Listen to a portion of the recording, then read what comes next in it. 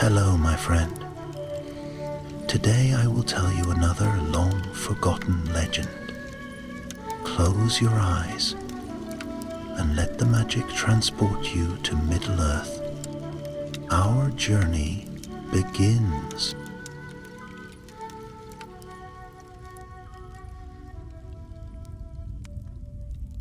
Long years had passed since the fall of Smaug the Golden, the great terror of the Lonely Mountain. The halls of Erebor rang once more with hammers and songs, and the dwarves of Durin's folk had begun to prosper anew under the rule of King Dane Ironfoot. Yet beyond the glow of their forges, in the wild and shadowed places of Middle-earth, old powers were stirring again, dark things that were not easily slain, and ancient secrets that should never have been unearthed. Far to the west, in the rugged Blue Mountains, there dwelt a dwarf of noble blood, though little known to most.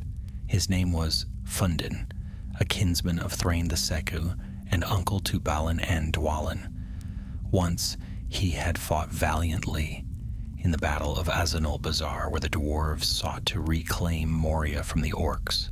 He bore scars upon his arms and face from that bitter struggle, and though he had lived to tell the tale, he carried in his heart a burning hunger.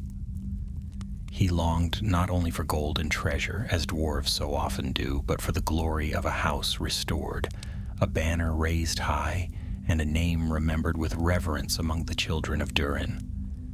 In those mountains, among the deep mines abandoned by other clans, Fundin wandered. He was stubborn, solitary, and restless, ever searching for veins of silver and mithril, though none were to be found. And it was there, in a cavern sealed by rock and time, that fate placed before him a discovery more perilous than all the dragons of the north.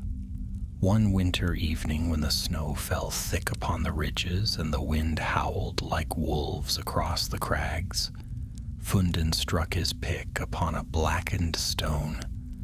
The rock split with a hollow sound, and within it gleamed a small iron coffer, long buried, untouched by hands for many ages. His heart throbbed with wonder as he pried it open, for inside lay a ring wrought of gold, heavy and fair, its surface engraved with runes so ancient he scarce could read them. The ring shone with a dull fire, as though embers smoldered within. Fundin's eyes were drawn to it, and in that moment he forgot the cold and the storm. He felt a warmth spread through his limbs, and a whisper seemed to stir in the air, like the faint hiss of a forge. It spoke to him without words, filling his mind with visions, mountains piled high with treasure, crowns glittering upon the brows of kings, halls resplendent with unending wealth. Fundin knew, though he would not speak it aloud, that he had found one of the 7 rings of the dwarves, those gifts of old which were said to magnify the hunger of their bearers until it devoured them. But his hands trembled with desire. He thought, was it not Durin's folk who had lost so much? Was it not the right of his house to reclaim what had been taken by flame and by war? He slipped the ring upon his finger. That night his dreams were troubled. He saw vast hordes glittering in the dark, and upon them lay a monstrous shape, coiled and breathing, with scales black as night. A single eye opened, red as a furnace, and it fixed upon him. Fundin awoke in terror, yet even in his fear, he found himself clutching the ring tighter, unwilling to cast it away.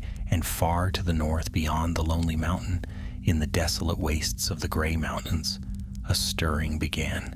Beneath heaps of stone and ice, deep in a cavern where no foot of man, elf, or dwarf had trod for centuries, a dragon opened its eyes. Its name was Veyrath, spawn of the ancient brood, cousin to Smaug, and no less cunning. It had slept through the long years, its fire banked, its hunger stilled.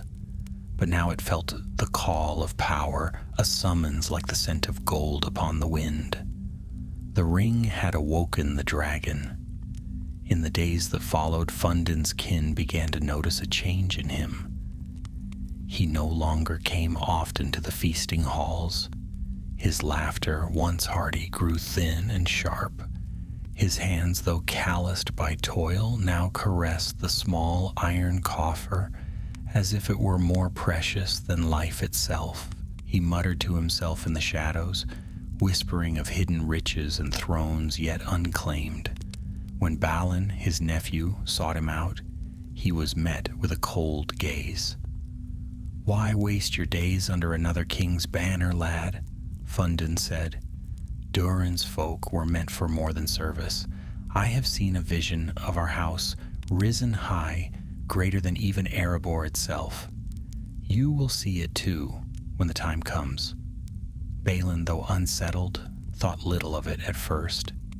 Dwarves often dreamed of wealth and greatness, and Fundin had always been proud, but there was something in his voice, an edge of fire, a hint of madness that lingered in Balin's mind. Meanwhile, Veyrath stirred from his lair. He stretched his wings and shook the dust of centuries from his scales. He tasted the air, and in the whisper of the wind he felt the pull of the ring, as though it were calling him by name. With a roar that shook the roots of the mountains, he rose into the night sky, his vast body blotting out the stars. Men in the northern vales cried out in terror, and dwarves in their deep halls felt the trembling of the earth. The doom that Fundin had unleashed was already on its way.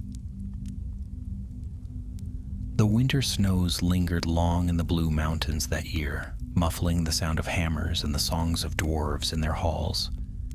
Yet while the peaks lay quiet beneath their white cloaks, there was no peace within Fundin's heart. The ring he had uncovered seemed always warm upon his finger, and when he removed it, he felt colder than the snows themselves. Each night he dreamed of treasure that spilled through endless caverns, and each morning he woke with a feverish determination to seek more. He dug in places that had long been abandoned, tearing open forgotten shafts, searching for signs of veins that were not there. Dwarves who once worked beside him began to keep away, muttering among themselves. Some said that Fundin had lost his wits, that greed had driven him into folly. Others whispered, half in jest, half in dread, that he had stumbled upon some cursed relic. But none dared press him too closely, for Fundin's temper had grown sharp as a whetted axe. Balin, his nephew, watched in growing unease. The memory of his uncle was that of a proud, steady warrior, a dwarf whose counsel was sound, whose loyalty to kin was unshaken. Now he saw a man consumed. One evening, Balin went alone to his uncle's chamber, where a single lamp burned low. Fundin sat hunched at a table, his eyes gleaming, as he traced strange runes on a scrap of parchment. The iron coffer lay open beside him, and though the ring rested upon his finger, he kept turning it this way and that, admiring how the firelight shimmered upon its surface. "Uncle," Balin said carefully, "you keep too much to yourself of late. We worry for you." Fundin looked up slowly. His face, gaunt from sleepless nights, was strange in the flickering glow. "Worry? There is no cause for worry, lad. I have been shown a vision. Do you not see? The fortunes of our house need not rest upon Erebor alone. There is wealth enough in Middle-earth for those bold enough to claim it." "But at what cost?" Balin pressed. "This ring, what is it? Where did it come from? There are old tales of rings given to our fathers. They brought no good in the end." Fundin's hand clenched over the ring. For a heartbeat, his eyes blazed with anger. but then he forced a laugh. Old tales, yes, but this is no curse, Balin. It is a gift, and through it we shall rise. With this power, the glory of Durin's folk will outshine even the golden days of Khazad-dûm. Balin's unease deepened. He had heard enough from the lore masters of Erebor to know that the 7 rings were perilous, each a tool of the enemy, yet he did not wish to quarrel with his uncle nor shame him before others. He resolved instead to keep watch to see what course of folly might follow, and to be ready when the need arose. While these troubles stirred in the Blue Mountains, a shadow moved far to the north. Veyrath, the dragon of the Grey Mountains, had risen from his long slumber. For many years, he had lain hidden in the black roots of the range, gathering dust over his scales, his fire dimmed to embers. But now the call of the ring drew him as surely as the scent of blood draws wolves. He knew its voice, for the dragons of Morgoth were ever bound in spirit to the same malice that wrought the rings. He spread his vast wings and took flight. The mountains shuddered as he left his lair, and the sky turned red with the glow of his fiery breath. Villages in the northern vales of men saw his passing, and their fields were left in ashes. Few survived to carry word south, but those who did spoke of a beast blacker than night, his belly aflame, his roar shaking the heavens. News of the dragon's awakening traveled swiftly. Refugees came to the dwarves of the Blue Mountains begging shelter. Rumors flew among the halls. Some said Smaug had risen again, others that a new terror had come forth. When Balin heard these tidings, his heart sank, for he remembered the strange fire in his uncle's eyes and the dreams of a monstrous shape that Fundin had hinted at. The truth struck him with dread. The ring had not only poisoned Fundin's heart, it had stirred a dragon from its sleep. One cold dawn, Balin found his uncle standing upon a ridge, staring northward. Fundin's cloak snapped in the wind, and his hand rested upon the hilt of his axe, though his gaze was fixed on something unseen in the distance. "Do you feel it, Balin?" he asked without turning. "There's greatness coming. The air itself trembles with it."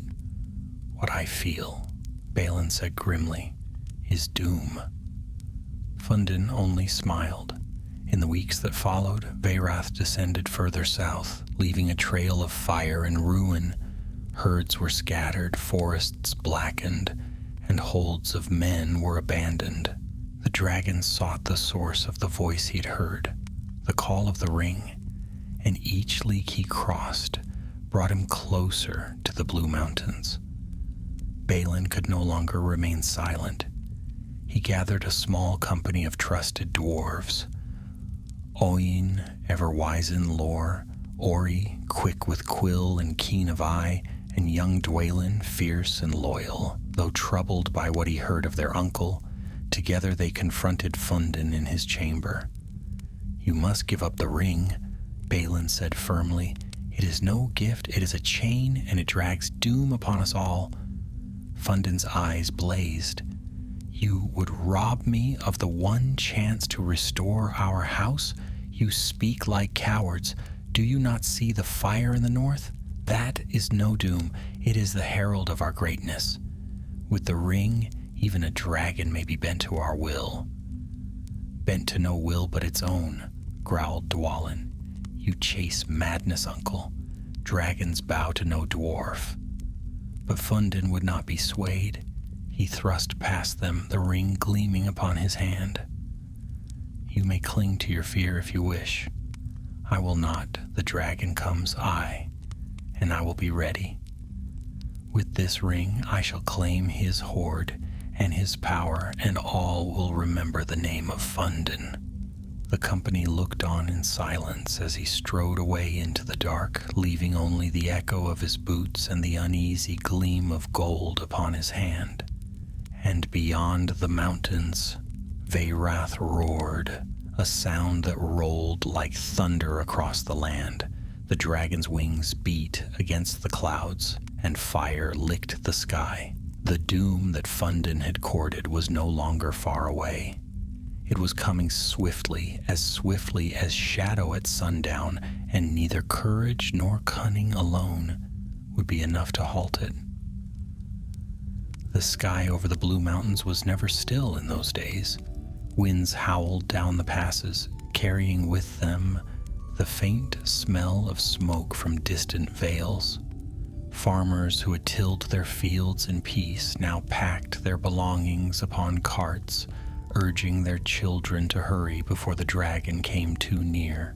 And in the great halls of stone, dwarves spoke in low voices, for the rumors of Vairath's approach spread faster than fire on dry grass. But Fundin heeded none of it. He withdrew further into the shadows of the mines, where his hammer rang late into the night. He no longer worked for silver or iron, but forged weapons of his own design, muttering to himself all the while. When Balin or Dwalin came to him, they found him hunched over his anvil, eyes wild, the ring flashing like a coal on his hand. One evening Balin dared to speak plain.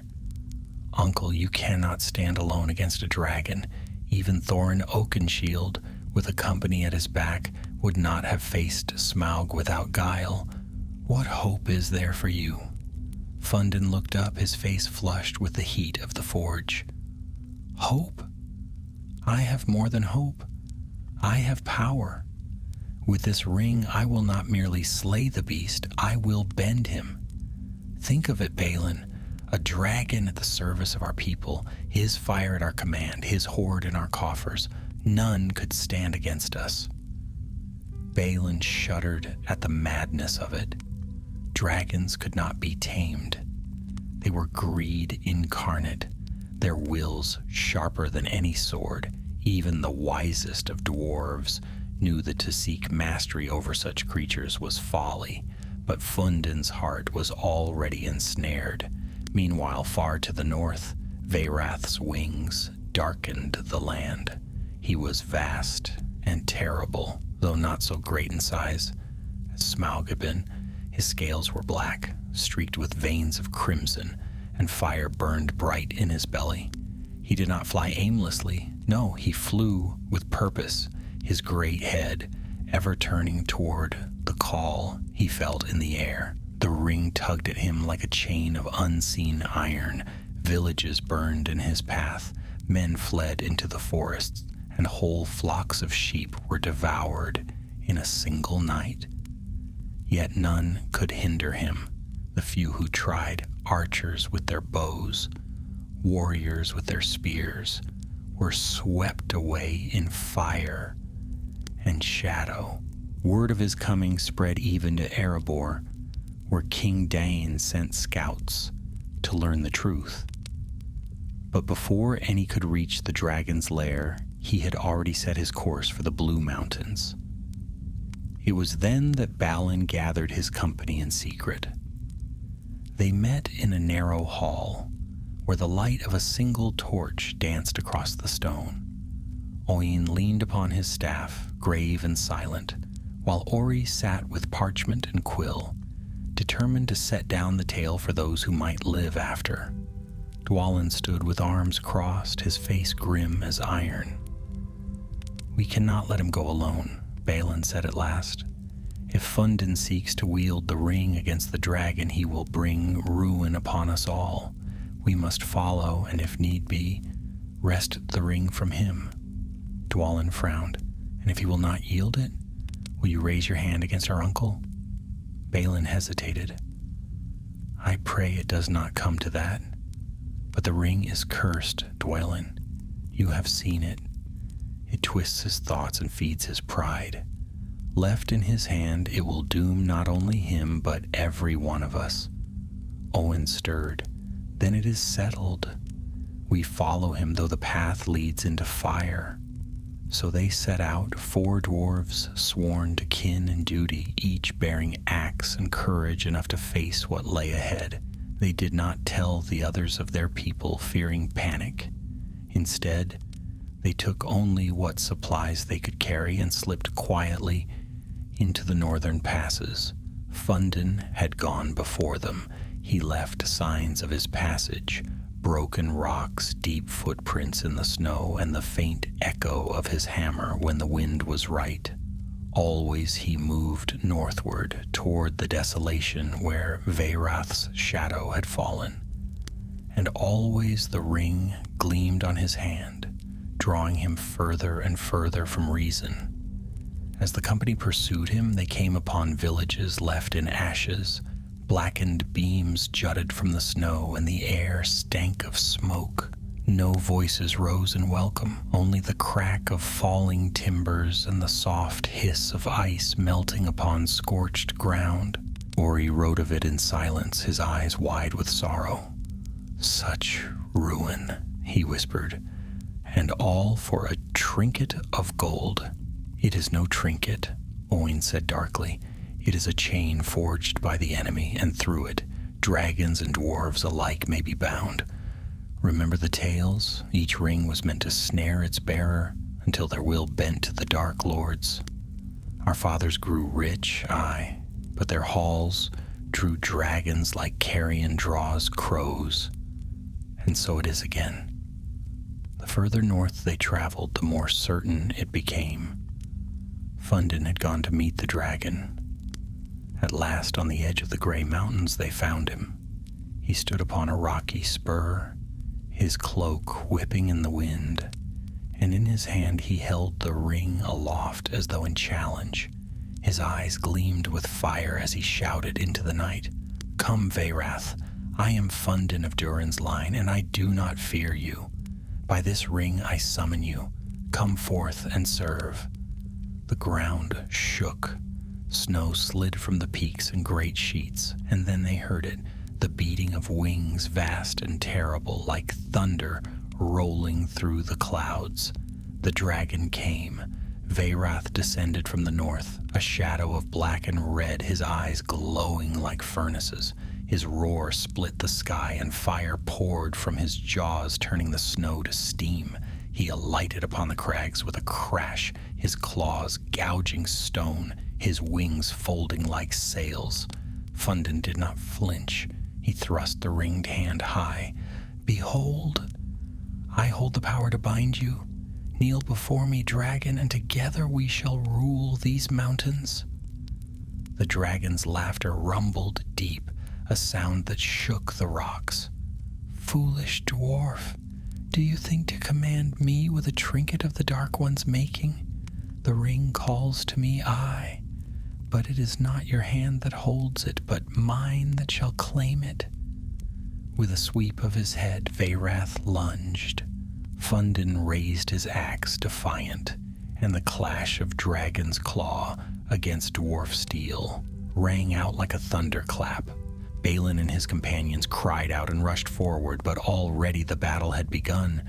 Fundin against the beast, the ring blazing with firelight, the dragon's hunger unquenched, and high above them the stars were hidden by smoke. The night blazed with fire.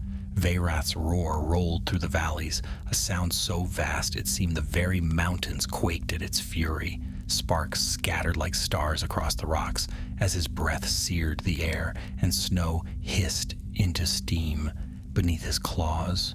Against that terror stood Fundin, axe raised, the ring on his finger burning with a light that seemed to answer the dragon's flame. For a heartbeat, it was as though the world held its breath. Then the battle began. Fundin leapt forward, swift as a striking hammer. His axe bit into one of the dragon's foreclaws, and a spray of black blood hissed upon the stone. Veyrath bellowed in pain, his eyes narrowing into pits of molten gold.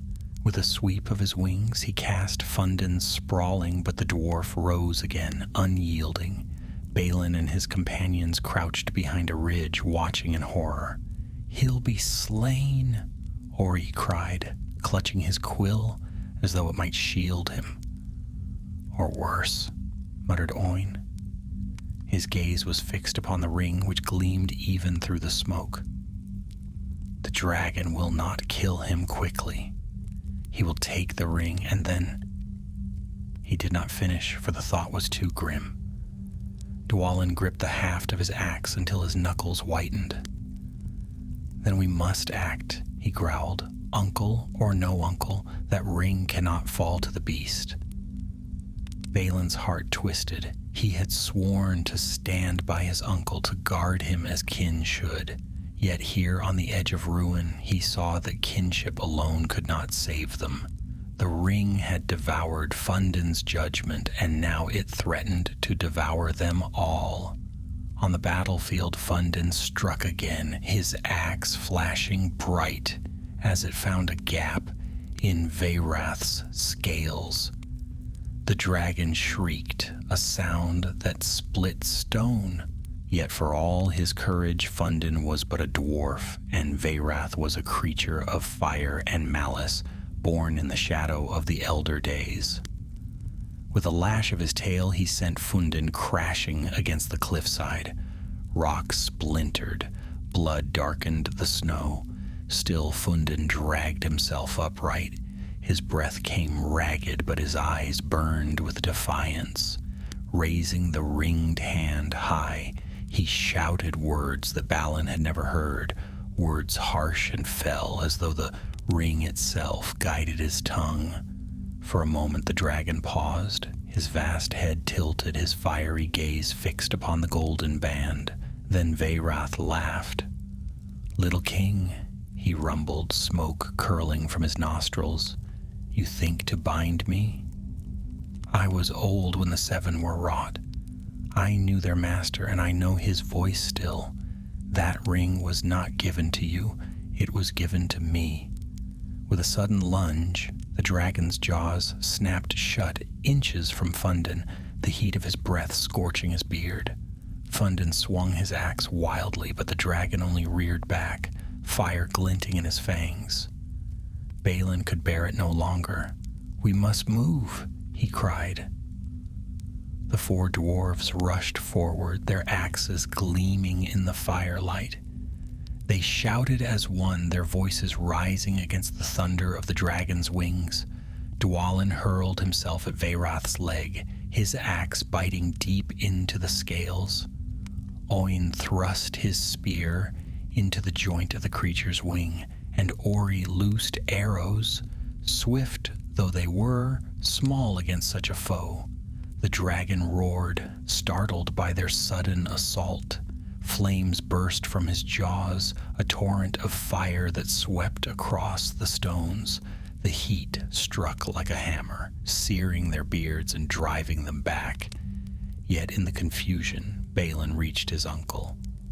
"Uncle, come away," he shouted, grasping Fundin's arm.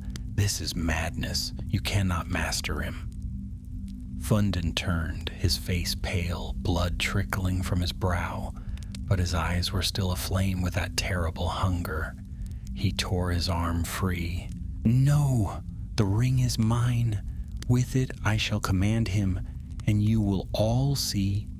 His words were cut short as Veyrath lunged again. The dragon's claws swept the ground, sending both dwarves sprawling. Stones shattered, and the mountain seemed to groan beneath the weight of the beast. In that instant, Balin saw the truth with dreadful clarity. His uncle was lost, consumed not by dragon fire, but by the ring's whisper. And unless they acted swiftly, all would be lost with him. "Take the ring," he cried to Dwalin, even as he scrambled to his feet. "While he lives, he will never yield it, but we cannot let it fall to the beast." Dwalin's face was torn with anguish. To raise hand against their uncle was unthinkable, yet the fire in Veyrath's eyes, the ruin that already spread across the land, left no room for doubt. With a roar of his own, he sprang toward Fundin. The two dwarves clashed. Fundin fought like a madman, his axe flashing with desperate strength. "Traitor," he shouted, "would you steal my glory? Would you deny me my throne?" Dwalin gritted his teeth, parrying blow after blow. "Your glory is ashes, uncle. The ring has blinded you." Their struggle was fierce but brief, for while Dwalin sought only to disarm, Fundin fought with the fury of one possessed. The ring lent him strength beyond measure, and for a moment Dwalin faltered beneath the onslaught. Then Veyrath struck. Impatient with their quarrel, the dragon swept his claws through the melee. Fundin cried out as he was hurled across the stones, the ring flashing as he tumbled. His axe clattered from his grasp. He landed hard upon the rocks, unmoving. For a moment all was still. Then Balin saw it, the ring gleaming upon his uncle's hand, only a few paces from the dragon's claw. "Now!" he shouted. He and Dwalin lunged together, but Veyrath was swifter. The dragon's talon closed upon Fundin's limp body, lifting him like a rag doll. With a triumphant roar, he spread his wings, the ring still glittering in his grasp. The company stood frozen, horror etched upon their faces. Their uncle was gone, taken by the dragon, and with him the ring that had awoken this doom. Veyrath's laughter echoed across the mountains as he rose into the night sky. Fire trailed from his jaws and the stars vanished behind his wings. And the four dwarves, left amid the ruins of stone and smoke, knew that their task had grown darker still, for the ring was no longer in the hand of a dwarf, it was in the claw of a dragon. The dawn that followed was gray and bitter. Smoke drifted across the high passes, hanging low like a shroud. The snow was blackened where Veyrath's fire had scorched it, and the stones still steamed. Balin stood among the ruins, axe in hand, staring northward into the empty sky. His heart was heavy as lead. Fundin was gone. Worse, the ring was gone, clutched now in the talons of a dragon whose hunger was boundless. Behind him Dwalin paced like a caged wolf. His great shoulders were hunched, his brow dark. At last he slammed his axe into the ground with a cry of fury. We should have stopped him sooner. We should have torn the ring from his hand the moment we saw what it did to him. "And strike our own blood?" Ori asked softly. His quill and parchment were gone. He had dropped them when the fire came. His face was pale, and his voice trembled. "Could you have done it, Dwalin? Could you have slain him with your own hand?" Dwalin said nothing. He only turned away, his jaw clenched, his eyes burning with grief and rage. Oin leaned heavily upon his staff. He looked older than he had the night before, as though the fire had scorched years into his face. "There's no undoing it now," he said quietly. "The ring is in the dragon's claw. That is a peril greater than any we have yet faced." Silence fell. The four dwarves stood upon the mountain ridge, the wind tugging at their cloaks, the weight of their loss pressing down upon them. Then Balin spoke, his voice low but steady. "We cannot turn back. If we leave the ring with Veyrath, he will grow mightier than any dragon since the Elder Days. His hunger will be endless. He will sweep across the north, burning and devouring until nothing remains." "And what would you have us do?" Dwalin demanded. "March into the dragon's lair and pluck it from his claws? We are but four against a terror that even armies could not face." Balin met his brother's gaze. "Aye, it is folly. But what choice have we? We are dwarves of Durin's line. If doom has fallen upon us, then let us meet it with axes in our hands." There was no more to be said. One by one the others nodded, and so, weary and burdened though they were, The company set their faces northward, following the path of smoke and ruin. The land grew harsher with every league. The gray mountains loomed ahead, jagged and cold, their peaks veiled in mist. These were no friendly hills like the Blue Mountains, rich with mines and hearths. They were desolate, haunted by the memory of old dragons who had once ruled here in swarms. Their caverns were filled with bones and ash, their passes littered with the wreckage of long-dead kingdoms. It was into this wilderness that Veyrath had flown, carrying both Fundin and the ring. The dwarves traveled cautiously, keeping to the shadows. By day they saw smoke curling on the horizon, and at night the sky glowed faintly red where the dragon passed. Twice they came upon villages of men already destroyed, timbers charred, fields burned, and no voices left alive. Ori knelt among the ruins, his eyes wide with horror. "Why must all suffer for the greed of one?" he whispered. "Because dragons are not choosy," Oin said grimly. "They care little whether their fire falls upon the guilty or the innocent. So long as there is gold to be won or flesh to be devoured, they will not cease." On the third night, the company took shelter in a narrow ravine. The rocks around them still radiated heat from the dragon's passing. Balin sat with his back against the stone, staring into the small fire they had kindled. Sleep would not come to him, though his eyes were heavy. He saw always the vision of his uncle, axe raised high, shouting defiance even as the dragon's claws closed around him. At last, Oin spoke. "If the ring has passed to Veyrath, then perhaps that is our doom, and there is no turning it. What strength has a dwarf against such power? We are but gnats to him." Balin shook his head. "If that were true, we should have perished already. Think, Oin, he could have slain us on the mountain, yet he did not. Why? Because he has what he desired, the ring. He will guard it jealously now, as part of his hoard. That is his weakness. Dragons are ruled by greed as much as fire. If we can find his lair, we may yet have a chance." Dwalin gave a harsh laugh. "A chance? Against a dragon?" "No dragon is invincible," Balin said firmly. Smaug was slain. Glaurung was slain.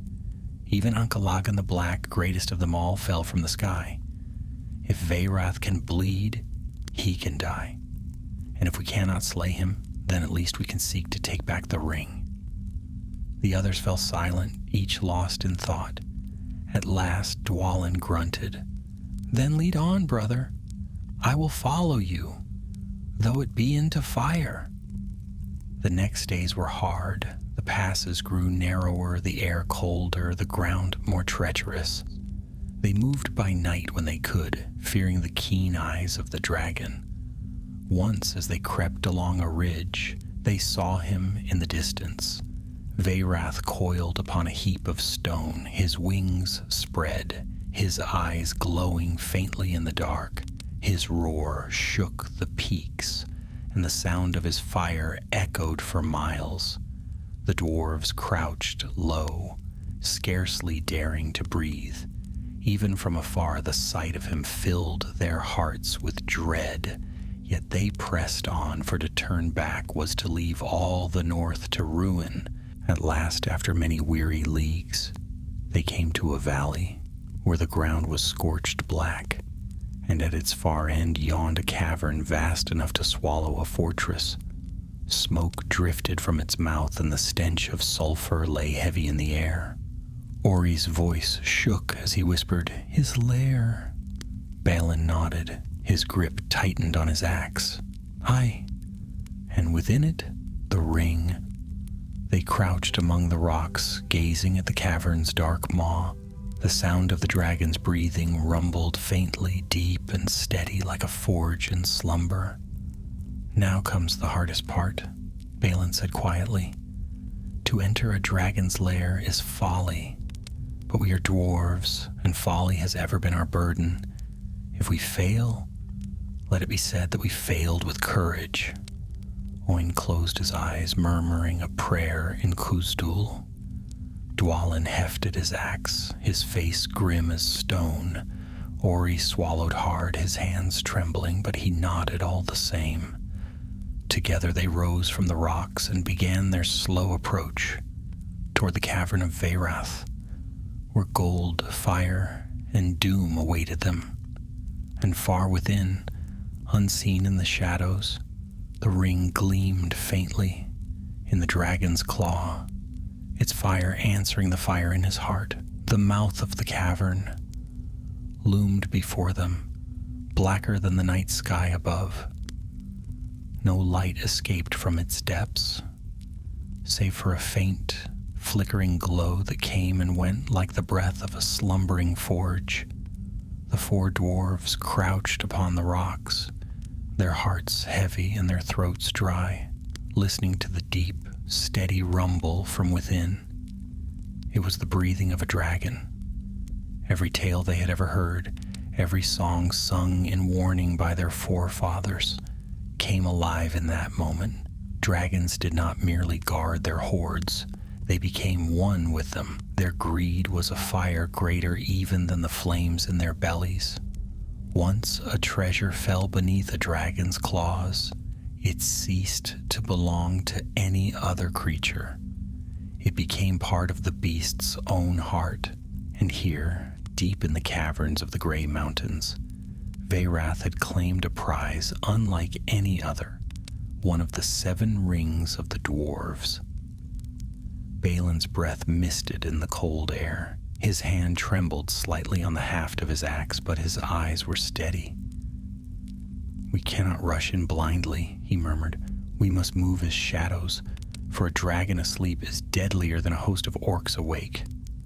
One breath, one twitch, and we shall be ash." Dwalin scowled, his grip tight upon his weapon. "And when we reach him, do we strike? Do we steal?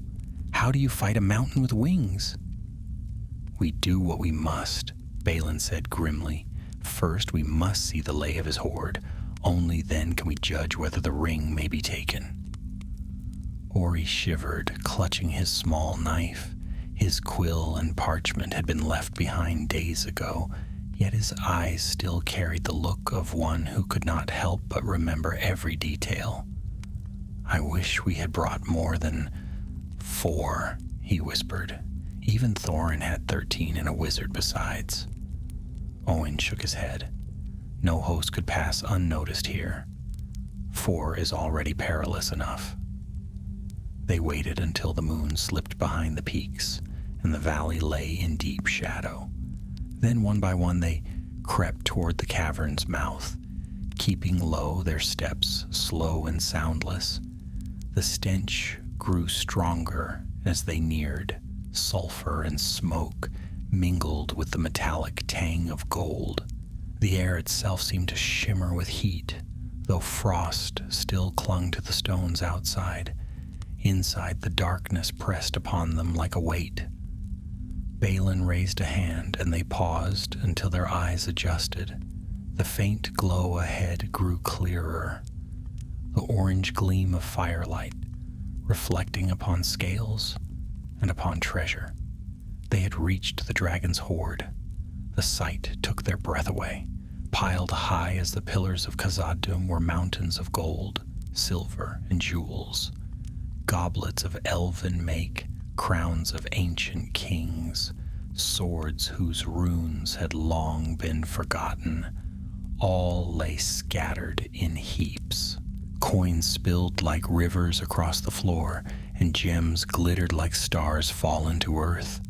It was a wealth beyond measure, gathered from countless ages of plunder, and upon it, sprawled like a shadow of doom, lay Veyrath. His body was vast, his scales black streaked with crimson fire.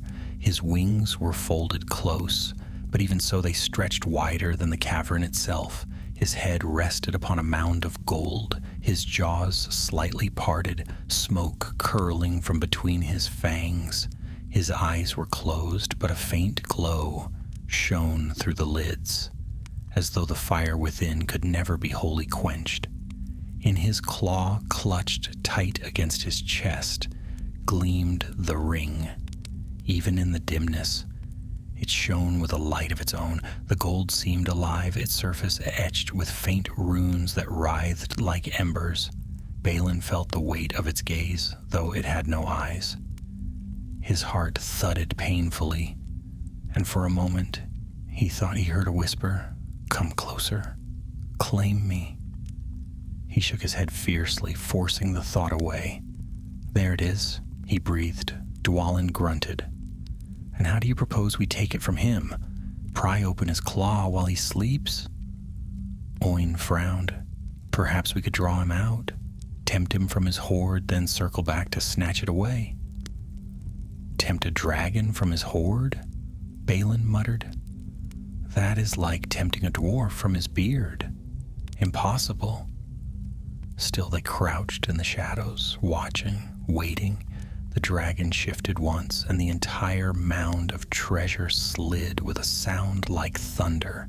The dwarves froze, scarcely daring to breathe. After a long moment, the beast settled again, his great chest rising and falling with slow, steady breaths. At last, Balin whispered, "We must wait until he sleeps more deeply. Then we will creep closer. Perhaps, with fortune, we may loosen his grip." Dwalin shook his head in disbelief, but said nothing. Hours passed. The darkness was absolute, broken only by the faint gleam of fire from the dragon's belly and the shimmer of gold. The dwarves' limbs ached, their throats dry, but none dared move. At last Balin gave the signal, and they began their crawl across the stone floor. Every step was agony. The coins shifted beneath their boots, clinking faintly. Each sound was a thunderclap in their ears. Yet Veyrath did not stir. His breathing remained deep and even, his claw still clutching the ring. At last, they reached the foot of the hoard. Gold coins spilled around them like sand. Balin glanced back, his face pale in the dim light, then began to climb. The others followed, their axes strapped across their backs, their hands digging into the piles of treasure. Slowly, painfully, they drew nearer to the great claw. Balin reached it first. The claw was as long as he was tall, black and curved, hard as iron. The ring gleamed just beyond his reach, clutched between two talons. He stretched out a trembling hand, and the dragon's eye opened. It was not a sudden snap, nor a start of alarm. Slowly, deliberately, the vast golden lid lifted, revealing an eye like a molten sun. It fixed upon Balin with a gaze that burned through him, stripping away all pretense, all courage, until he felt small as a pebble before a mountain. "Dwarves," Veyrath rumbled. His voice was deep as the earth, soft yet terrible. Smoke drifted from his jaws as he spoke. "I smelled you the moment you entered my hall. Did you think to creep unseen into my domain?" Balin froze, his hand inches from the ring. Dwalin, Oin, and Ori clung to the treasure, their faces pale with horror. The dragon's laughter rumbled, shaking the coins beneath them. "How like your kind, always burrowing, always scheming, always lusting for that which is not yours. Did you come for gold? Or..." His vast claw shifted, and the ring caught the firelight. "For this?" Balin swallowed hard, forcing himself to stand tall, though his knees trembled. "You hold what is not yours, dragon," he said. His voice was steady, though his heart pounded. "That ring was forged for the sons of Durin. Give it up, or face our wrath." Veyrath's eyes gleamed brighter. "Your wrath?" His jaws curled into something like a smile. "4 little dwarves, with their axes and their pride, daring to challenge me in my own lair? He shifted, and the treasure cascaded around him. The heat from his body pressed upon them, suffocating. Very well, he said softly. If it is the ring you desire, then I shall grant you a choice. One of you may take it, if you dare. The dwarves exchanged terrified glances. The dragon's gaze moved slowly across them, lingering on each in turn. But know this, Veyrath continued, his voice like fire upon stone. Whoever takes it shall not leave. The ring is mine and mine alone. You may clutch it in death, if you wish, but never in life. His jaws opened wider, and the cavern filled with the stench of smoke and flame. The trap was sprung. The sound of the dragon's laughter filled the cavern, echoing off the stone until it seemed as though the very mountain mocked them. Gold coins slid down the heaps, with a hiss, clinking faintly in the gloom. The dwarves stood frozen, caught between the weight of Veyrath's gaze and the impossible lure of the ring that glimmered in his claw. Balin's mouth was dry as dust, but he forced himself to speak. If you know our purpose, then you know we cannot leave without what you hold. It is ours by right. It was given to our fathers, not to beasts such as you. Veyrath's golden eye narrowed, and his vast tail scraped across the treasure with a sound like grinding stone. By right? Ha! You speak of rights, little dwarf? The world belongs not to those who whine of rights, but to those with the strength to take what they desire and keep it. I have the ring. Therefore it is mine. Ori swallowed, his small voice trembling. It was not forged for you. It is cursed. You cannot master it. The dragon's laugh rolled out again, a low thunder that shook the piles of gold. Cursed? Perhaps. But who is master here? Me or you? Do I not hold your kin in my memory, crushed in my claw? Did I not feel his heartbeat still, even as he gasped out his last breath clutching this little band of gold? If that is a curse, I accept it gladly. At those words, Dwalin growled, his hand tightening on his axe. Rage boiled in his chest at the mockery of their uncle's death. He stepped forward, but Balin thrust out an arm to hold him back. Steady, Balin muttered under his breath. This is no field where fury will win us the day. Yet the dragon had seen. His eyes gleamed brighter, and smoke curled lazily from his nostrils. Ah, the fire in your blood, Veyrath said. I can smell your anger. I can taste it. Will you throw yourself upon me, as your uncle did? Strike me, little dwarf, and see how swiftly your bones turn to ash. The heat grew unbearable. The dwarves could feel it in their throats, in their lungs. Every breath like swallowing embers. Sweat ran down their brows, dripping into their beards. Still they stood, for to turn and flee would mean death all the same. Balin's mind raced. They had come so far, braved so much, only to stand here on the edge of ruin. If they attacked blindly, the dragon would burn them where they stood. Yet to do nothing was to concede defeat, to abandon the ring to a beast whose greed would devour half the world. At last he spoke again, his voice clear, though his heart pounded like a drum. You boast of your power, Veyrath, yet you are not the first dragon to fall into arrogance. Smaug the Golden thought himself unassailable, and he was brought low by a single arrow. Glowering the Deceiver thought no mortal could withstand him, yet he was slain by a blade driven into his belly.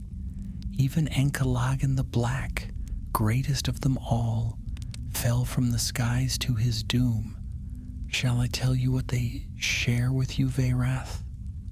The dragon's head lowered, his great eye narrowing until it blazed like a furnace. Careful, little worm. Balin drew himself to his full height, though he was but a speck before the beast. They all believed they could not be slain, and all were wrong. For the first time, the dragon did not laugh. A low rumble rolled from his chest, deep and dangerous, and the firelight in his throat flared brighter. The heat seared across the horde, and coins began to melt and run like rivers of gold. Ori whimpered. Dwalin tightened his grip on his axe, ready to charge despite the hopelessness. But Oin's eyes flicked to Balin, waiting, knowing his kinsman had more in mind. And indeed, Balin did. For as he spoke, his eyes had not left the ring. He saw the way Veyrath clutched it almost tenderly, even while he mocked them. The dragon's greed was a chain as tight as any forged in iron, and chains Balin knew could be broken if one struck the right link. So he changed his tone, softening it as though his anger had passed. "You are right, Veyrath. You are master here. None can stand against you. You hold in your claws more wealth than ever lay in Khazad-dûm at its height, and now you hold a ring besides. What more could you desire?" The dragon's fire dimmed slightly. His vast head tilted. "What more? Do you mock me, dwarf?" Balin shook his head quickly, though in truth every word was a gamble. "No, I only marvel that even one such as you might be content. My uncle thought the ring gave him power, but you need no ring. You are mighty already. The ring is nothing beside your strength." The dragon's gaze sharpened, and for a long moment Balin feared he had overstepped. But then Veyrath's laughter came again, softer this time, more like a hiss. "Nothing, you say? You flatter me well, yet your eyes betray you, dwarf. You lust for it still. You cannot look upon it without longing. That is its true power. It devours the hearts of all who gaze upon it." He lifted his claw slightly, turning the ring so its faint glow shone upon their faces. And in that moment Balin's heart leapt, for the dragon had loosened his grip. He glanced quickly at Dwalin, and his brother understood at once. A plan, perilous and desperate, but a plan nonetheless, had formed between them in silence. Dwalin shifted, slowly lowering his axe as though cowed. "You speak truth, dragon," he said gruffly. "We are but gnats before your might. No dwarf could hope to stand against you. The ring is yours." Veyrath's eye gleamed with amusement. "At last, one of you speaks with sense." The dragon lowered his head further, smug in his triumph, savoring the sight of dwarves bending to him. His claw relaxed ever so slightly around the ring. That was the moment they had waited for. With a cry, Dwalin hurled his axe, not at the dragon's eye nor his chest, but at the treasure mound just below his claw. The impact sent a cascade of coins sliding, tumbling like an avalanche. The horde shifted, and Veyrath's grip faltered as he snatched to steady himself. In that heartbeat of distraction, Balin leapt. His hand shot out, closing upon the ring.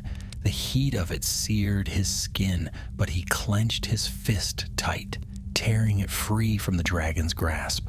"Run!" he shouted. All four dwarves sprang from the mound as the dragon's roar split the cavern. Fire burst from his jaws, a torrent that melted gold and stone alike. The dwarves tumbled down the treasure heap, scrambling across the floor as the air behind them ignited. Balin clutched the ring to his chest, his heart hammering with terror and triumph. They had done the impossible. They had stolen from a dragon's very claw, but Veyrath's fury was beyond imagining. His wings struck the cavern walls with a crash like thunder, and the treasure avalanched in rivers of molten gold. His eyes blazed with a light that turned the darkness to day. "Thieves!" he bellowed, his voice shaking the mountain. You dare steal from me? I will flay the flesh from your bones. I will burn your halls to cinders. I will hunt your kin to the ends of the earth."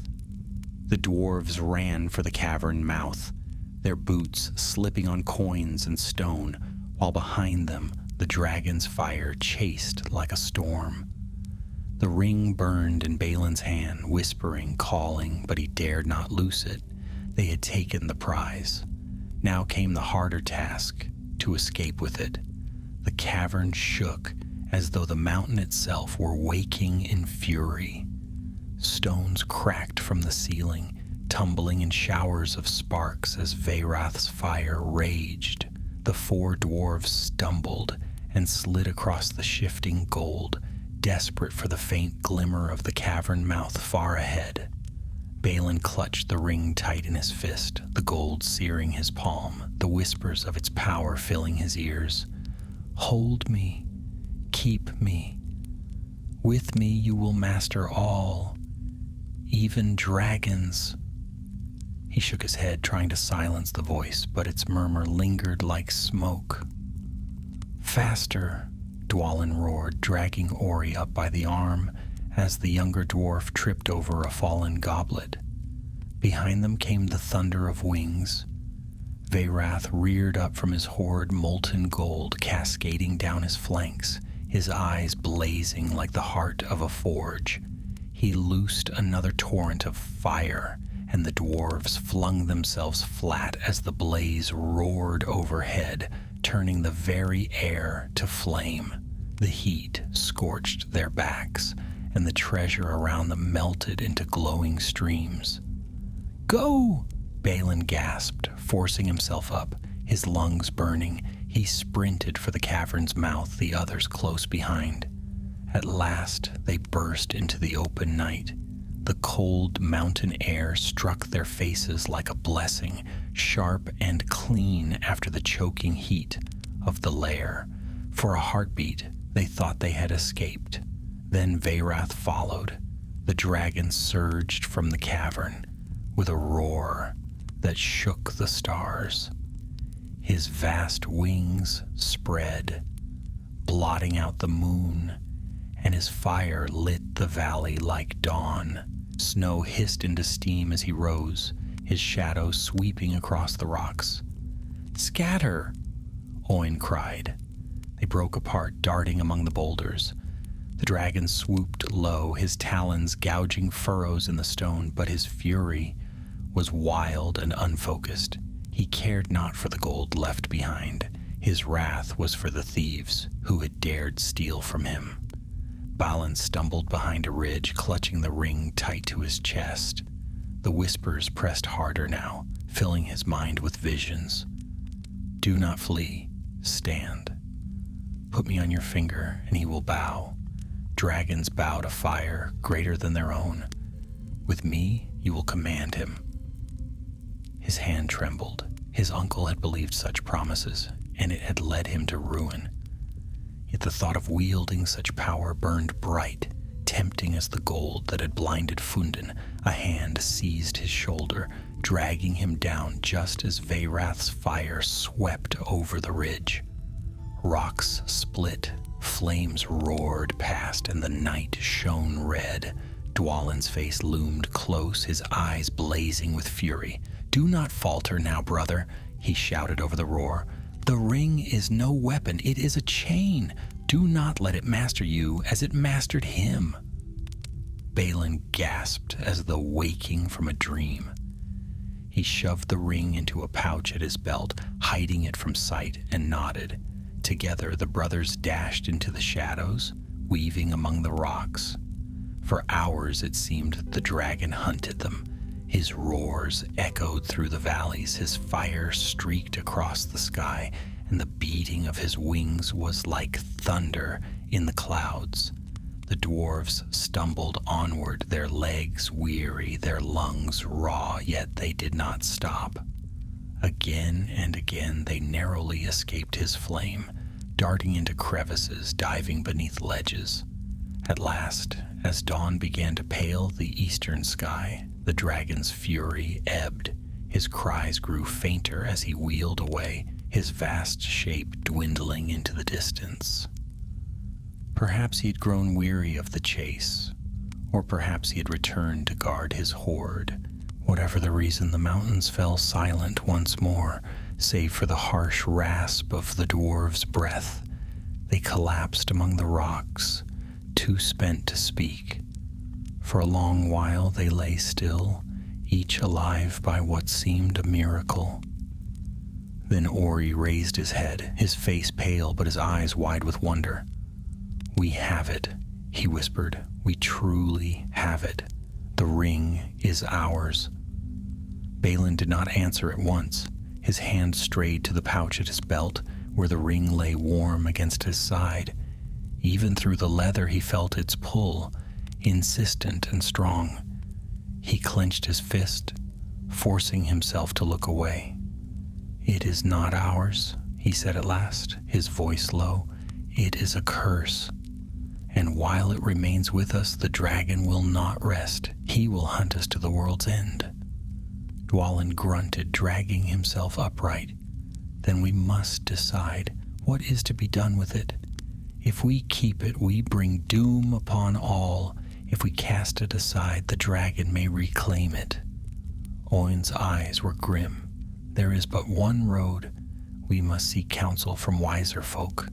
King Dain must be told, and perhaps even the wise beyond him. Such matters are not for four alone to bear."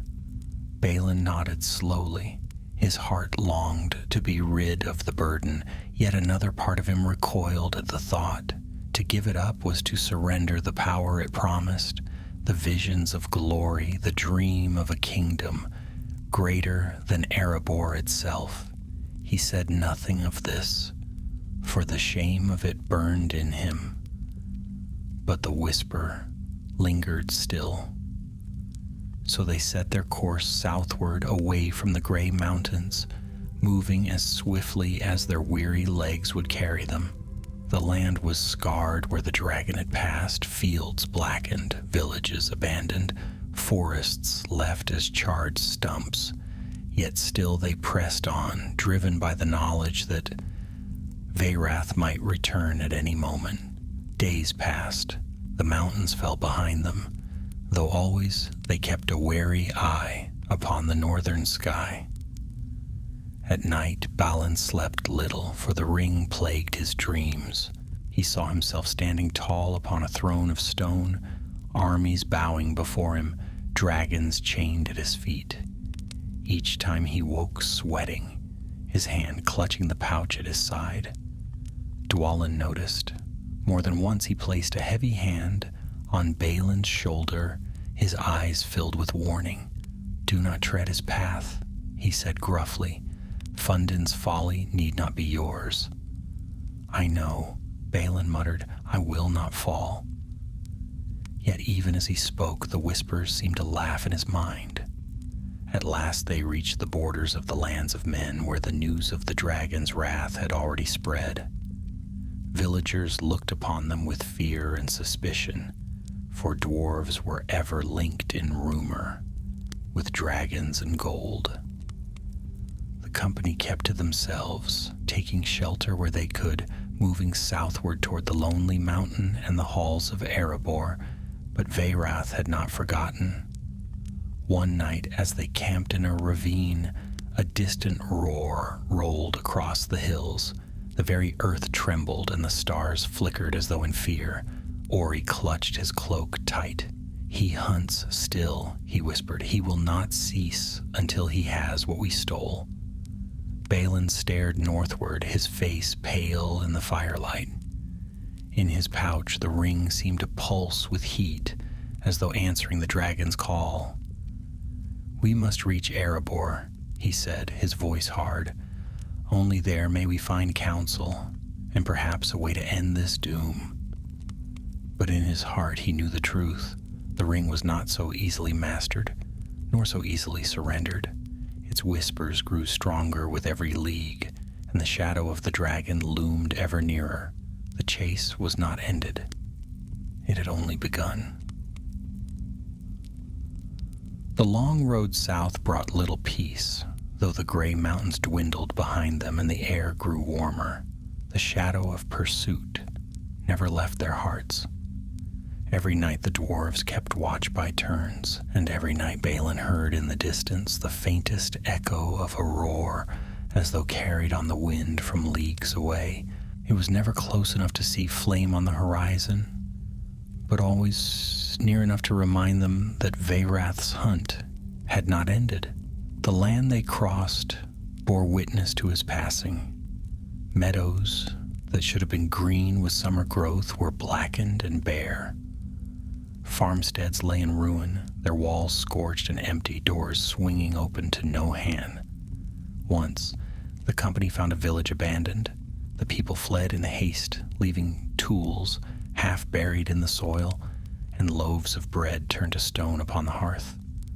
Ori stood long among the cold houses, his face pale. "They had no chance," he said. "The beast does not even linger to plunder. He destroys, and that is all." Owain set a hand upon his shoulder. "So it has always been with dragons. They are hunger given form, and hunger knows no mercy." Still the dwarves pressed onward. The thought of Erebor, its great gates of stone, its forges blazing, its king upon the throne, drew them like a star in the darkness. There, they told themselves, they would find safety. There, perhaps, they would find wisdom to deal with the ring. But the ring itself had other designs. Balin carried it in the pouch at his belt, yet more and more he found his hand straying to it without thought. At first it was in idle moments, when they paused to rest, or as he stared into the fire at night. But soon he began to wake in the darkness, clutching it tight in his palm, the whispers of its voice threading through his dreams. Why flee? Why crawl like a hunted beast, when you could stand as master? Place me upon your finger, and the dragon will bow. He is fire, but you are greater fire. All will follow you. All will kneel. The words filled him with dread, yet also with a terrible longing. He remembered his uncle's madness and the ruin it had brought, but he also remembered Fundin's defiance upon the mountain. Axe raised high against the beast, fearless in the face of fire. Was that folly? Or was it a glimpse of greatness that Balin himself might claim, if only he dared? One night, as the others slept, he drew the ring from its pouch. It glowed faintly in the starlight, its runes shimmering like embers. His fingers trembled as he held it aloft, and for a moment he thought to slip it upon his hand. The temptation was sharp as a blade. "Brother." The word was soft, yet it struck like thunder. Balin started and turned. Dwalin stood nearby, his face grim, his eyes burning with a fire of their own. "You were about to put it on," he said quietly. Balin's throat tightened. "I only wished to look." Dwalin stepped closer. "So did Fundin. And where did that lead? Do not lie to me, Balin. I know the weight you carry. I see it in your eyes. But hear me now. You are stronger than he was. You must be. Do not let it master you." Balin closed his fist tight around the ring, fighting the urge to defend it. At last, with a shudder, he forced it back into the pouch. "You are right," he whispered, but its voice grows louder. I fear I cannot bear it much longer." "Then we bear it together," Dwalin said. He placed a hand upon his brother's shoulder, the grip firm, unyielding. "You are not alone in this. Remember that." For a time the words steadied him, but the whispers did not cease. At last, after many weary leagues, the lonely mountain rose on the horizon. Its peak gleamed white with snow, even in the warmth of summer, and its sides shone gray in the sunlight. Beneath it sprawled the lands of Dale, green and fertile once more since Smaug's fall. Smoke curled from chimneys, fields rippled with grain, and the river running sparkled as it wound its way to the lake beyond. The sight brought tears to Ori's eyes, and even Dwalin's stern face softened. "At last," he said, "stone and hearth. Safety, if such a thing still exists." But even as they descended toward the valley, a shadow fell across the sun. The dwarves froze, their eyes lifting skyward. There, far above, a dark shape wheeled against the blue. Vast wings beat the air, and the sunlight flashed upon scales black and red. The sound of a roar followed, faint but clear. "It cannot be," Oin whispered, but it was. Veyrath had followed them all the way from the gray mountains. The dragon circled high, his keen gaze sweeping the land. He had not yet marked them, hidden among the rocks, but it was only a matter of time. And worse, he was drawing near to Dale and Erebor. Balin's heart clenched. He had thought to bring the ring into safety, into council. But if Veyrath descended upon these lands, all their journey would have been for naught. Dale would burn as the northern villages had burned. The mountain itself might fall once more under the shadow of a dragon. "What do we do?" Ori asked, his voice trembling. "There is no hiding," Oin said grimly. "He will smell us out, if not today, then tomorrow. And when he does, all will burn." Balin's hand strayed to the pouch at his belt. He felt the ring's heat through the leather, the whisper rising sharp and clear. "This is the moment. Put me on. With me, you will turn the hunter into the hunted. With me, you will save them all." His breath came fast. His fingers tightened.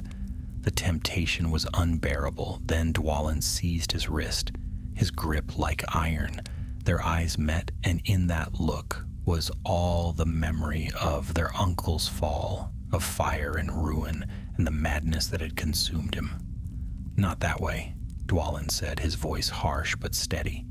"We will not trade one doom for another."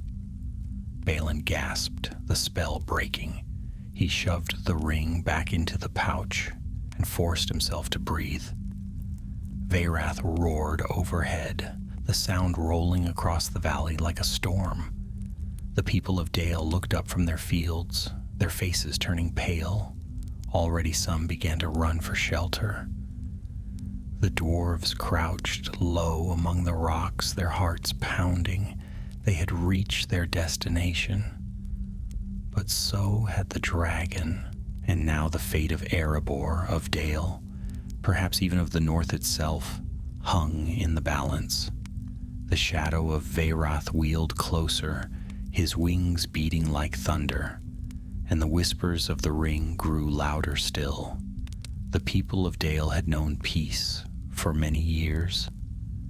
Children played in the markets, fishermen cast their nets into the river running, and traders from Lake Town and beyond filled the streets with their wares. They had rebuilt their homes after the fall of Smaug, and though the memory of fire still lingered in their songs, it was softened now, a story of old sorrows, conquered by courage. But that morning the shadow of wings darkened the sun, and peace fled from Dale once more. Veyrath swept low across the valley, his roar rolling like thunder. Fields of grain bent beneath the gale of his wings, and the river churned as though stirred by a storm. The townsfolk cried out in terror, scattering through the streets. Mothers clutched their children, men seized what weapons they could, though their hearts quailed at the sight. None could mistake what had come. A dragon had returned to Dale. Balin and his companions crouched on the slope above the town, hidden among the rocks. They watched in grim silence as panic spread below. Smoke already drifted from the first barns struck by flame. "He has found us," Oin said, his face pale.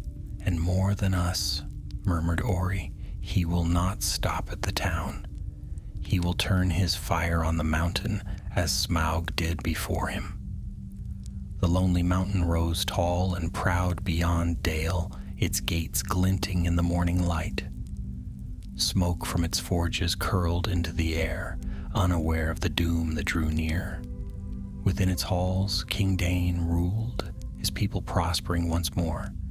Yet all their labor, all their songs, might be undone in a single day if the dragon struck. Balin's hand pressed against the pouch at his belt. The ring pulsed with heat, whispering to him, "This is your moment. Do not wait for kings and councils. Put me on. With me you will command fire itself. With me you will save them all, and they will call you Lord." His breath quickened. He saw in his mind's eye a vision of himself striding forth from the rocks, the ring upon his hand, the dragon bowing before him. The people of Dale would cheer, the gates of Erebor would open wide, and all would hail Balin, master of the ring, savior of the north. Then Dwalin's voice cut through the dream. "Balin," he said sharply, "do not listen. You hear it, don't you? The same lies it whispered to Fundin." Balin flinched, ashamed, but he did not answer. "We cannot stand idle," Ori said, his voice trembling as fire licked across the rooftops below. "The people, look!" Indeed, Veyrath had loosed his fury. He swooped low over the town, fire bursting from his jaws. Roofs ignited, beams cracked, and smoke billowed into the sky. Yet even as the flames spread, the dragon's eyes searched, restless, seeking not just prey but something more.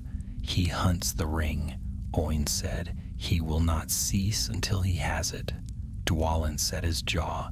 "Then we must lead him away. Better he burn us than all of Dale." Ori stared at him in horror.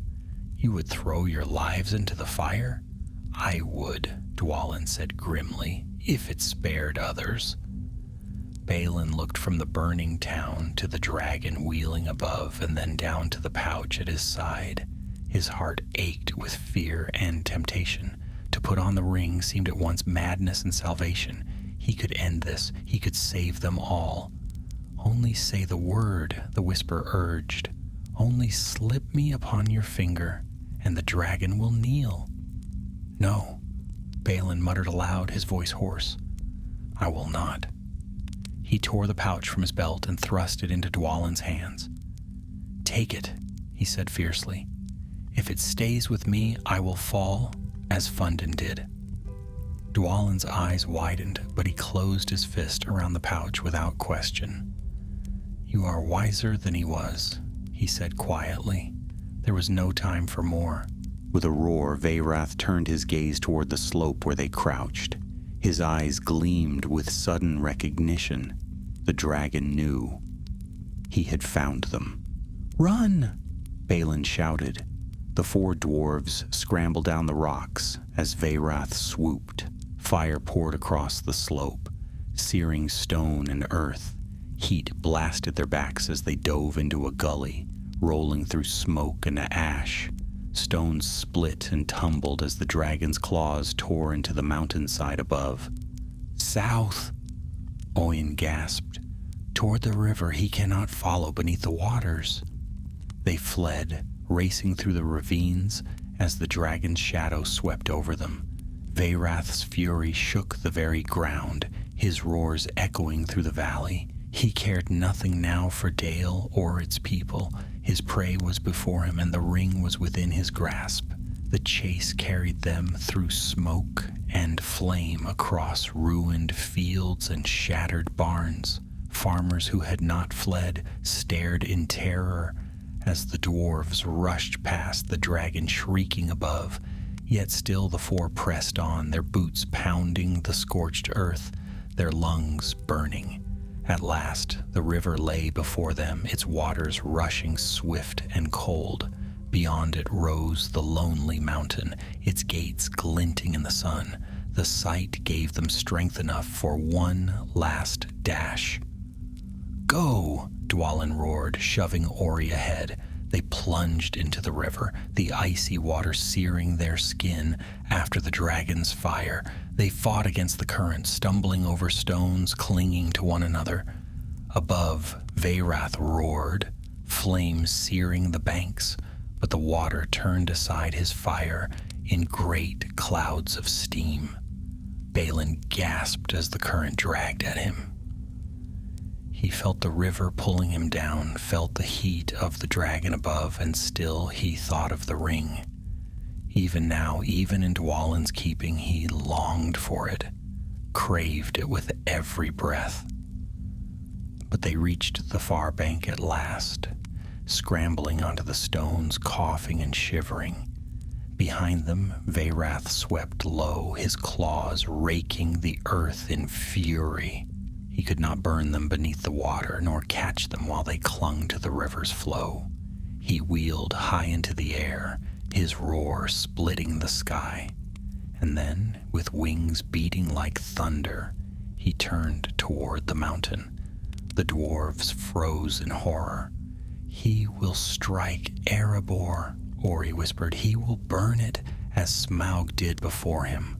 Balin staggered to his feet, water dripping from his beard. His eyes were wide with fear, but also with something darker. "We cannot let that happen," he said. "If Erebor falls, all falls. The ring must not reach his claw." Dwalin tightened his grip on the pouch. "Then we stand with our kin. We make our last fight beneath the mountain." The others nodded, though their hearts quailed at the thought. Together they set their faces toward Erebor, where already alarms rang, and smoke rose on the horizon. The dragon had come for the mountain once more, and this time the fate of all the north hung on the choice of 4 weary dwarves and the cursed ring that whispered in the dark. The horns of Erebor sounded across the valley, echoing from the stone. The deep, sonorous notes carried both warning and defiance. The dragon had come again, and the dwarves would not hide in silence. Smoke rose from Dale, its streets choked with panic. But in the great halls of the lonely mountain, King Dane Ironfoot was already at the gates with his guard. The 4 weary travelers staggered up the slope, soaked from the river, their clothes scorched and torn. Dwalin clutched the pouch with the ring, his fist wrapped around it as though it might burn through the leather. Balin stumbled beside him, his eyes fixed on the sky where Veyrath wheeled, his wings blotting out the sun. The dragon's roar rolled down upon them like thunder. "Erebor, gold of Durin, I have come for what is mine." Flames poured from his jaws, sweeping across the outer fields. The grass ignited, the barns of Dale flared up, and smoke swirled about the mountain's base. Men fled into the river, dwarves crowded upon the battlements, their axes flashing in the light. Arrows loosed from the walls hissed through the air, but they glanced harmlessly off Veyrath's blackened scales. "Stand firm," Dain roared, his voice carrying over the din. "This is no beast to cow us. We are the sons of Durin. Fight with fire in your hearts." Balin's own heart swelled at the king's courage, but despair gnawed at him still.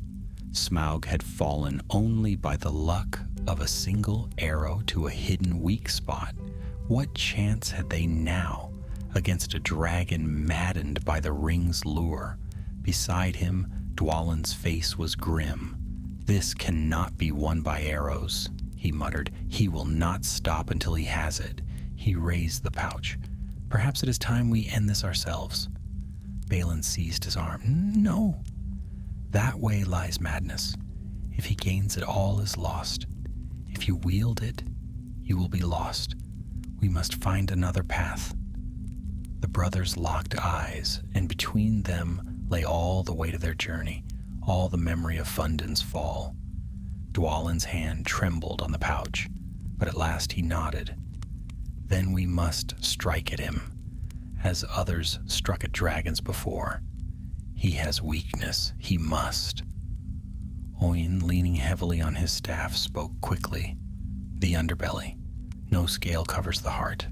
If we can bring him low, perhaps an arrow or axe may find its mark. Ori's voice quavered, yet he held his ground. Then we must draw him down, make him land, make him rage, and in that moment, strike. It was folly, it was madness. Yet no other hope remained. The dwarves rushed toward the gates, joining the throng as the dragon descended. Veyrath landed with a crash that shook the stones, his claws gouging furrows, his wings folding like sails of black fire. His eyes burned as they swept the battlements. "Where is it?" he thundered. "The ring! I smell it, I feel it. It is here. Bring it forth, and I may spare your halls." His voice was a storm, but none yielded. From the walls, the dwarves hurled spears, axes, and curses. Fire swept the battlements in return, searing stone, toppling towers, sending warriors plunging to the courtyards below. Yet still they fought, their defiance a flame no dragon could quench. Balin and his company pressed through the chaos, their eyes fixed upon the beast's flanks. The dragon reared, his chest glowing with fire. Then Balin shouted, his voice lost in the roar. "Now!" They hurled themselves forward. Dwalin swung his great axe with all his strength, cleaving into the softer scales near the dragon's leg. Ori loosed a shaft from his bow, the arrow vanishing into the beast's throat. Oin drove his spear deep into the joint of a wing. Veyrath bellowed in pain, his head thrashing, his tail lashing out. Dozens of warriors were flung aside, walls cracked, the very ground trembled, but for a moment he was brought low. "Strike the heart," Oin cried, "beneath the chest." Arrows rained from the battlements, clattering against his hide. Balin darted forward, axe in hand, his eyes fixed on the faint gap in the dragon's belly where scales met flesh. He swung with all his might, but the dragon's claw swept down, striking him aside. He flew across the stones, the breath driven from his chest. Darkness swam before his eyes. He awoke to fire. Veyrath loomed above, his jaws opening, his eyes fixed not on Balin, but on the pouch that had spilled from Dwalin's grasp. The ring glittered upon the stones, as though it had been waiting for this very moment. The dragon's gaze locked upon it. His roar shook the heavens. "Mine!" Time seemed to slow. Balin saw Dwalin lunging desperately, saw Ori scrambling across the courtyard, saw Oin shouting words he could not hear, and in his heart he heard the whisper again, sharper, fiercer than ever. "Take me, only you can. If he seizes me, all is ash. Take me, and you will master him. Take me, and you will save them all." His hand closed upon the ring. It burned like fire, searing his skin. He slipped it onto his finger. For a heartbeat, the world vanished. All was silence, all was flame. He stood not as Balin, son of Fundin, but as something greater, tall as a mountain crowned with gold, fire swirling at his feet. The dragon cowered before him, his wings folded, his head bowed. Behind him armies cheered, banners of Durin unfurled. He saw halls greater than Khazad-dûm, saw wealth beyond measure, saw his name sung forever. "Balin," a voice called, faint but fierce. "Balin." It was Dwalin. His brother's voice cut through the dream like an axe. The vision wavered, faltered. The dragon's bow became a leer, his obedience a mockery. The army's cheers became whispers of chains, and beneath it all, Balin felt the ring's true voice, cold and cruel, binding his will. With a cry, he tore it from his finger. The vision shattered. He staggered, the ring still burning in his hand. Veyrath lunged, jaws wide, and Dwalin struck. His axe, swung with every ounce of his strength and rage, drove deep into the wound Balin had opened before. At the same moment, a shaft loosed from the walls, an arrow of black steel, forged in Erebor's forges, fired by a steady hand, struck the same gap. Veyrath screamed. Fire burst from his jaws, but it faltered, choking, dying. His vast body convulsed, his wings flailing. He toppled, crashing into the courtyard, gold and stones scattering beneath his fall. With one last shuddering roar, he collapsed, his fire extinguished. Silence fell, smoke drifted. The dragon lay dead before the gates of Erebor. The dwarves stared, scarcely believing. Ori wept openly, his bow falling from his hand. Oin leaned on his staff, murmuring a prayer of thanks. Dwalin stood over the corpse, his chest heaving, his axe buried deep in the beast's hide, and Balin sank to his knees, the ring still clutched in his hand. It gleamed innocently, as though it had not just whispered of crowns and chains. King Dain himself strode forward, his eyes grave as he gazed upon the fallen dragon. Then he looked to Balin. "What is that you hold?" Balin hesitated. The ring pulsed, whispering still, "Do not give me up. With me you will rise. With me you will rule." He closed his eyes. Then with a shuddering breath, he held it out. "A curse," he said, "one of the seven. It brought this doom upon us." Dain's face darkened. He took the ring with care, wrapping it in cloth, hiding its light. Then it must be hidden and spoken of no more. Such things are not for the hands of dwarves. You have done bravely, Balin, though your heart bears scars none can see. Take rest, for you and your kin have saved us all. The trumpets of Erebor sounded, not in warning but in triumph. Yet for Balin the sound was heavy. He had felt the ring's power, its promise. He had stood on the brink of its chains. Though he cast it aside, the memory of that vision would haunt him always. And so the tale of the dwarf ring that awoke the dragon came to its end. Veyrath lay dead before the mountain, his fire quenched. The ring was hidden once more, lost to sight, though not to the malice of its maker. The dwarves of Erebor sang of victory, yet in their songs lingered a shadow, for they knew that such power could not be buried forever. Balin walked the halls in silence that night, his brother at his side. He touched the scars on his palm where the ring had burned him and whispered to himself, "Never again." But far away in dark places where whispers lingered, the ring's voice stirred still.